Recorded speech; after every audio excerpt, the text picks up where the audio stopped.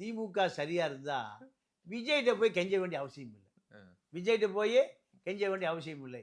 திமுக சரியாக இருந்தால் அதிமுகவே கிடையாது. திமுக சரியா இருந்தா விஜயகாந்த் கிடையாது, வைகோ கிடையாது. நீ பட்டியலை பூரா எடுங்க, யாருமே கிடையாது.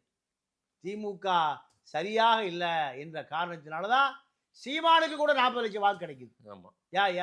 சீமான்ட்ட என்ன அரசியல் இருக்கு? திமுக எதிர்ப்பு தான். அப்போ இதுதான். அப்போ கருணாநிதி எவ்வளவு தவறான மனிதர் பாருங்க. கருணாநிதி தவறான மனிதர்.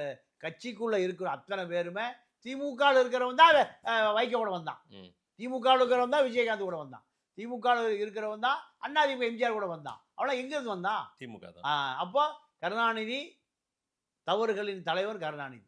காங்கிரஸ்க்கு வாங்க சார். இல்லைங்க, காங்கிரஸ் பேசும்போது திமுக பேசாம விட முடியாது. காங்கிரஸ் திமுகவும் ஒட்டி பிறந்த இரட்டை குழந்தை. பிரிஞ்சிருவாங்க போல தெரியுது. இல்ல, பிரிய மாட்டாங்க.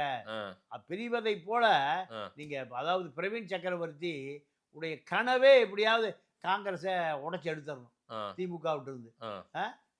நம்ம பிடிஎல் பழனிவேல் தியாகராஜனை உடைச்சு எடுத்து அவர் அவருடைய அரசியலை முடிச்சு விட்டார் பிரவீன் சக்கரவர்த்தி. ஆமா, அவர் தான் இந்த டேப் ரிலீஸ் பண்ணது, ஆடியோவை யதார்த்தமா பேசுறாரு.